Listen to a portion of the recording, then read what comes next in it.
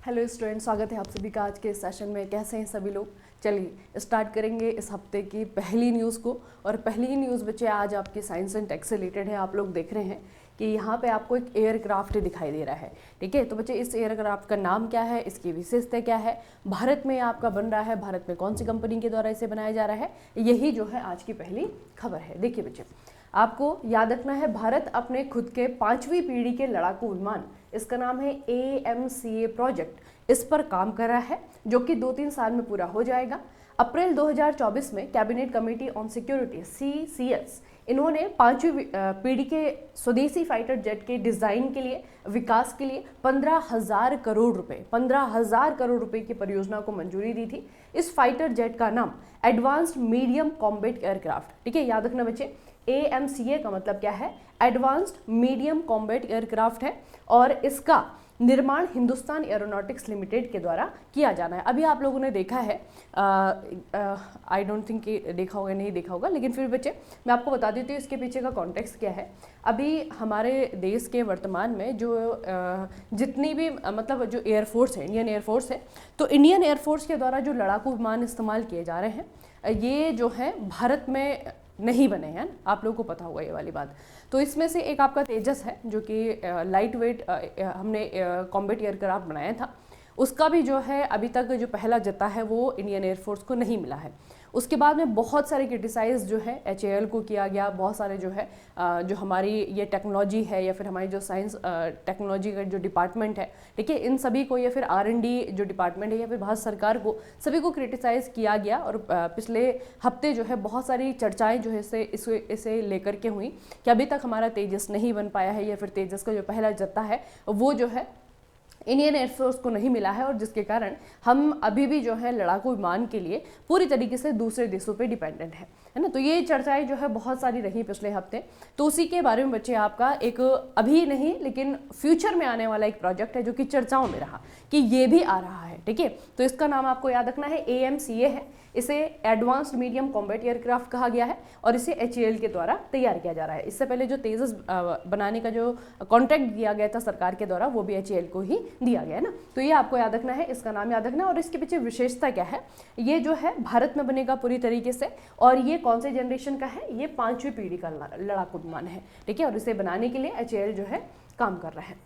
अगली जो आपकी न्यूज़ है, जो 3 लोग आप लोग यहाँ पे बच्चे तस्वीरों में देख रहे हैं, ये अभी एशिया की अगर हम बात करें तो एशिया में ये 3 लोग 3 ऐसे परिवारों से हैं जो कि एशिया के सबसे धनी परिवार हैं। ठीक है, तो जैसे आप लोग यहाँ पे तो जानते ही हैं इंडिया में कि जो अंबानी परिवार है वो सबसे ज़्यादा धनी परिवार है, उसी तरीके से जो है एशिया में सबसे धनी परिवारों की एक लिस्ट जारी हुई है, एक रैंकिंग जारी हुई है, वो आपको याद रखनी है। देखिए बच्चे, ब्लूमबर्ग आप लोग जानते होंगे, अभी तक तो करंट अफेयर पढ़ते पढ़ते इतना टाइम हो गया है, तो ब्लूमबर्ग की 2025 के लिए एशिया के सबसे अमीर परिवारों की रैंकिंग के अनुसार मुकेश अंबानी और अंबानी परिवार ने शीर्ष स्थान हासिल किया है। ठीक है, पूरे एशिया में बात की जाए बच्चे तो, ठीक है, तो एशिया में जो है अंबानी रिलायंस इंडस्ट्रीज इंडिया ये पहले नंबर पे है। दूसरे नंबर पे जो है आपका थाईलैंड का है, इसे कहा जा रहा है चेराव नोनट्स चारोइन पॉकपंड ग्रुप। ठीक है, ये इसका नाम है। उसके बाद जो है आपका हार्टूनोस जेरम है, ये इंडोनेशिया का ग्रुप है। तो इस तरीके से जो है ये 3 फैमिलीज हैं जो कि एशिया में अभी सबसे अमीर फैमिली हैं। ठीक है, तो इसमें इंडिया का आपको याद रखना है अंबानी रिलायंस इंडस्ट्रीज, दूसरा जो है आपका थाईलैंड का है, तीसरा आपका इंडोनेशिया का है। ठीक है, एक चीज़ देखिए यहाँ पे जो है चाइना का नहीं है ना, चाइना का कोई भी फैमिली यहाँ पे टॉप 3 में नहीं है। ठीक है, अगली जो आपकी न्यूज़ है उसको जानने से पहले एक चीज़ के बारे में मैं आपको बताती हूँ बच्चे। एक आपका क्या कह सकते हैं, साइंस एंड टेक्नोलॉजी में बहुत सारी चीज़ें बनाई जा रही हैं अभी, है ना। टेक्नोलॉजी में जो है बहुत सारी चीज़ें इंट्रोड्यूस की जा रही हैं, AI से रिलेटेड चीज़ें बन रही हैं, चैटबॉट बन रहे हैं दुनिया भर के अलग अलग प्रकार के एडवांस्ड। तो उन्हीं में बच्चे आपका एक चीज़ है, इसे कहते हैं हीट शील्ड टाइल। ठीक है, हीट शील्ड टाइल। अब ये हीट शील्ड टाइल क्या होता है? This tile is designed to protect the spacecraft from extreme heat during atmospheric re-entry। ठीक है, ये समझिए आप इंग्लिश में क्या लिखा हुआ है।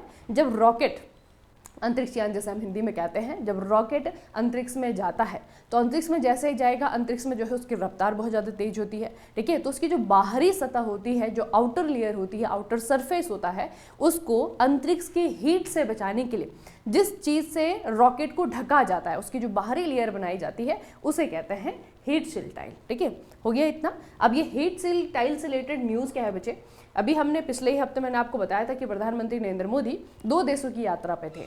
पहले जो है फ्रांस गए, उसके बाद में जो है अमेरिका गए। ठीक है, तो फ्रांस में क्या क्या हुआ अभी हम पढ़ेंगे।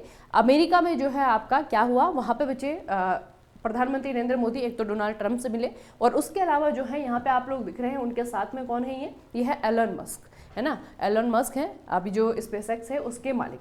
तो इन्होंने नरेंद्र मोदी यानी कि प्रधानमंत्री नरेंद्र मोदी को ये हीट शील्ड टाइल एक तरीके से सांकेतिक गिफ्ट के तौर पे जो है दी है। ठीक है, तो ये बच्चे आपको याद रखना है हीट शील्ड टाइल क्या होता है। ये आपका रॉकेट है, रॉकेट को बनाने में आप लोग देख रहे हैं कि बाहर से ये जो टाइलें लगाई जा रही हैं रॉकेट की, ठीक है, ये आपकी जो है हीट शील्ड टाइल है जो कि रॉकेट को अंतरिक्ष की गर्मी से बचाने में काम करता है। देखिए यही न्यूज़ है। वाशिंगटन डीसी के ब्लेयर हाउस में 13 फरवरी 2025 को भारत के प्रधानमंत्री नरेंद्र मोदी की मुलाकात टेस्ला और स्पेसएक्स के सीईओ एलन मस्क से हुई। इस बैठक के दौरान मस्क ने प्रधानमंत्री मोदी को एक hexagonal ceramic heat shield tile उपहार में दिया, जो कि अक्टूबर 2024 में स्पेसएक्स के स्टारशिप टेस्ट फ्लाइट 5 में उपयोग की गई थी। ठीक है, तो ये थोड़ा सा आपको याद रखना है कि क्या टेक्नोलॉजी है, कहाँ पे इसका इस्तेमाल होता है। ठीक है, और इसका सिग्निफिकेंस क्या है। तो सिग्निफिकेंस ये है कि प्रधानमंत्री नरेंद्र मोदी गए थे अमेरिका, वहाँ पे जो है इनसे मिले, और उस मुलाकात में जो है आपका सांकेतिक तौर से एक गिफ्ट इन्हें मिला है। ठीक है, अगली जो आपकी न्यूज़ है बच्चे वो यहाँ पे 3 स्टेट आपको दिख रहे हैं। केरला है आपका, ठीक है, येलो में जो दिख रहा है केरला है, उसके ऊपर जो ये आपको रेड कलर का स्टेट दिख रहा है ये आपका कर्नाटका है, और नीचे जो पर्पल कलर का स्टेट है ये आपका तमिलनाडु है। ठीक है, दक्षिण भारत के 3 राज्य हैं, और दक्षिण भारत के इन 3 राज्यों ने किसी एक रैंकिंग में, किसी एक रिपोर्ट में शीर्ष स्थान हासिल किया है। ठीक है, तो इस रिपोर्ट के बारे में हम लोग पढ़ेंगे। ये देखिए शीर्ष राज्य कर्नाटका, केरला और तमिलनाडु। ठीक है, कर्नाटका, केरला और तमिलनाडु, कर्नाटक पहले नंबर पे है। तो ये रिपोर्ट क्या है और किसके द्वारा लॉन्च की गई है और रिपोर्ट किस बारे में है, देखिए केंद्रीय पंचायती राज मंत्री प्रोफेसर AP सिंह बाघेल, इन्होंने नई दिल्ली में आयोजित एक समारोह में 2024, अब ये 2024 की न्यूज़ नहीं है लेकिन रिपोर्ट का नाम 2024 के नाम से है, 2024 राज्यों में पंचायतों को हस्तांतरण की स्थिति एक सांकेतिक साक्ष्य आधारित रैंकिंग रिपोर्ट का अनावरण किया है। रिपोर्ट का नाम याद रखना, status of devaluation to panchayat in state 2024।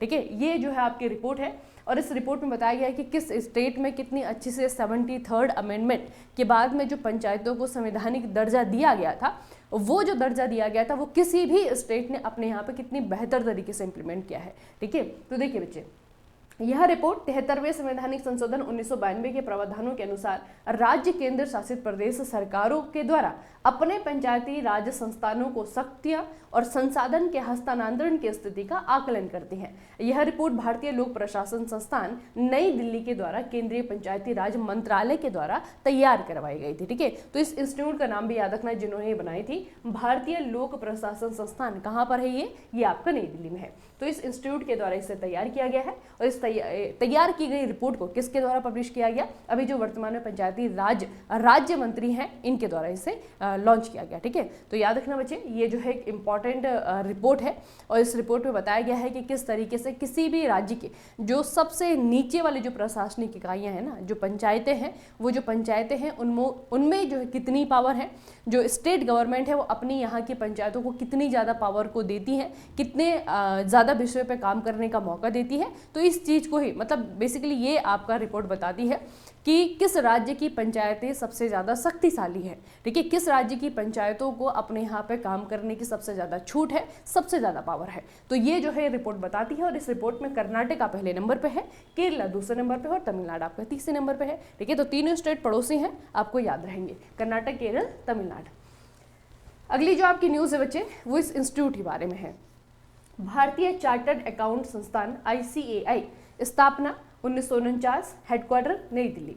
अब इस इंस्टीट्यूट में जो है 2 नए व्यक्तियों को अपॉइंट किया गया है। ठीक है, इन दोनों का ही नाम हमें याद रखना है। भारतीय चार्टर्ड अकाउंट संस्थान के चरणजोत सिंह नंदा को अपना 73वां अध्यक्ष और सीए प्रसन्न कुमार रेड्डी को उपाध्यक्ष के रूप में नियुक्त करने की घोषणा की गई है। इनका जो कार्यकाल है 2025-26 के लिए होगा। ठीक है, तो ज्यादा इंपॉर्टेंट किसका नाम है? चरणजोत सिंह नंदा का नाम है, क्योंकि इनको अध्यक्ष के रूप में एज अ प्रेसिडेंट इन्हें यहाँ पर इलेक्ट किया गया है। ठीक है, तो इनका नाम याद रखेंगे चरणजोत सिंह नंदा। और इंस्टीट्यूट के बारे में याद रखेंगे बच्चे, ICAI।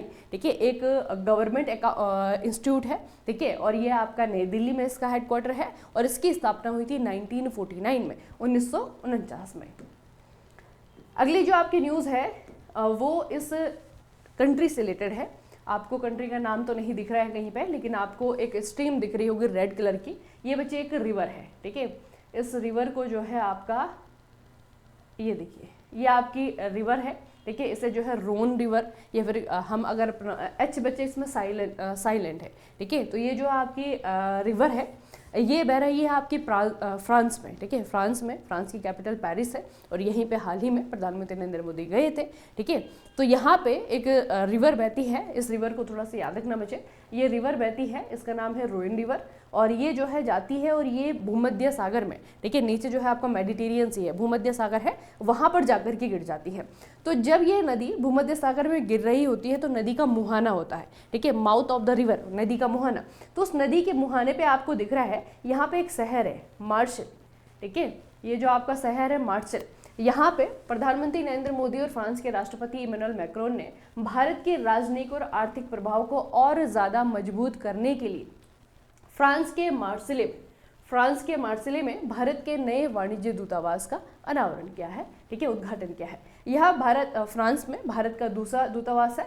पहला भारतीय दूतावास पेरिस में है। ठीक है, तो ये बच्चे थोड़ा सा याद रखना। वैसे ये जो आपकी यात्रा रही है भारत और फ्रांस के बीच में काफ़ी ज़्यादा सफल रही है, काफ़ी ज़्यादा सफल इसे बताया जा रहा है, क्योंकि यहाँ पे बहुत सारे एग्रीमेंट पे साइन हुए हैं। ठीक है, अब वो जो एग्रीमेंट है उसमें बहुत सारी चीज़ें हैं, इकोनॉमिक समझौते हैं। ठीक है, और जो कल्चरल एग्रीमेंट है वो भी यहाँ पे है। ठीक है, तो उसमें एक बड़ी न्यूज़ ये है कि वहाँ पे यानी कि फ्रांस में भारत का दूसरा राजदूत दूसरा जो है आपका दूसरा दूतावास बना दिया गया है। और पहला वाला पेरिस में था और दूसरा वाला आपका फ्रांस के मार्सेले में है। ठीक है, तो चूंकि फ्रांस के अंदर जो ये जगह है मार्सेले, ये थोड़ी सी चर्चाओं में, तो इतना याद रखना कि ये कौन सी नदी के तट पे है या फिर कौन सी नदी के किनारे पे है। ठीक है, तो ये रिवर है आपकी रोइन। ठीक है, रोइन रिवर है और इस जगह का नाम है मार्सेले। ठीक है, ये नदी के मुहाने पे स्थित है और तट जो है इसका बनता है भूमध्य सागर के साथ में, मेडिटेरियन सी के साथ में।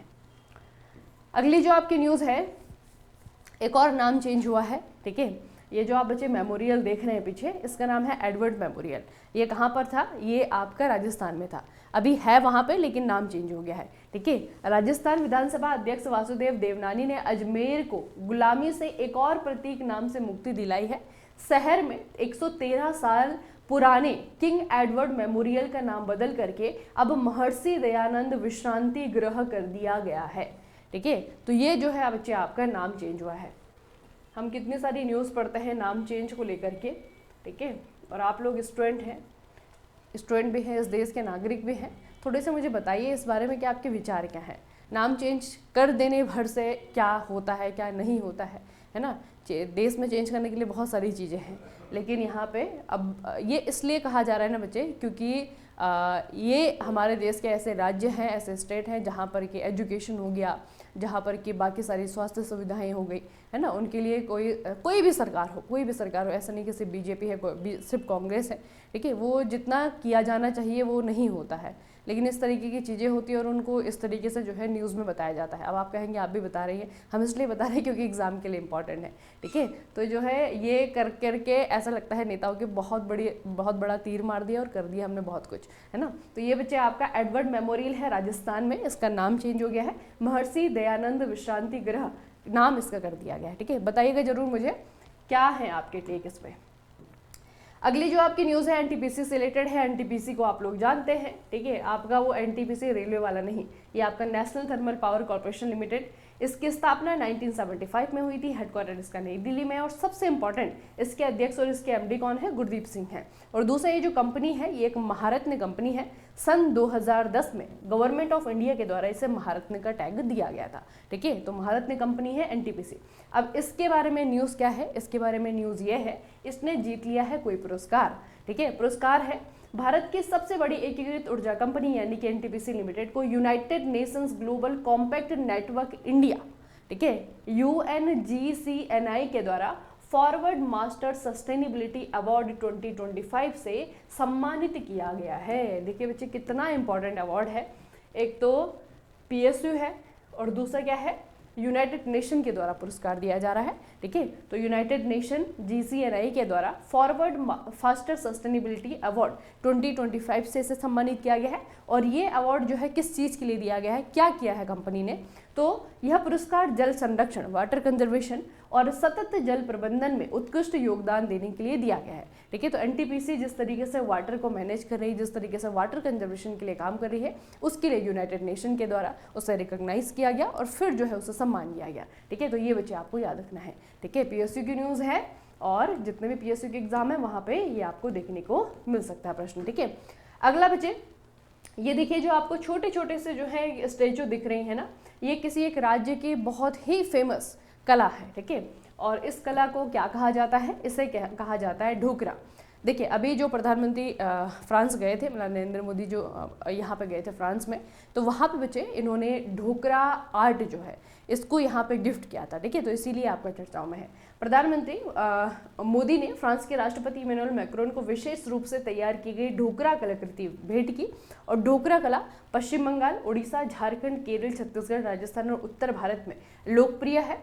इसमें सदियों पुरानी मोम ढलाई तकनीक का इस्तेमाल करके मूर्तियां बनाना शामिल है, ठीक है। तो बेसिकली ये जो आपका ढोकला कला है, ढोकरा आर्ट है, ये बेसिकली आपका जो उत्तर भारत है वहाँ पे और जो पूरा भारत है ना, वहाँ पे इन राज्यों में बहुत फेमस है।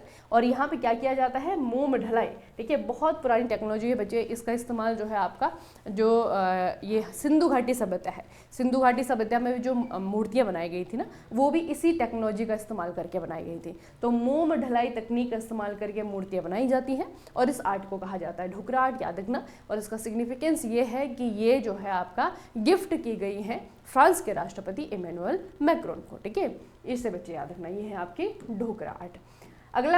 अगली जो आपकी न्यूज़ है, ये पंडित प्रभाकर कारेकर से रिलेटेड है। हाल ही में इनका देहांत हुआ है। प्रश्न पूछा जाएगा कि कौन थे, क्या थे। तो बच्चे बहुत ही फेमस क्लासिकल सिंगर थे, ठीक है। शास्त्रीय गायक पंडित प्रभाकर कारेकर का निधन हो गया है। पंडित प्रभाकर को बोलावा विठल पहावा विठल, ठीक है, ये जो है इनके द्वारा रचित रचनाएं हैं। बोलावा विठल पहावा विठल और वर्कतुंड महाकाय, वर्कतुंड महाकाय, ऐसी रचनाओं के लिए इन्हें जाना जाता है।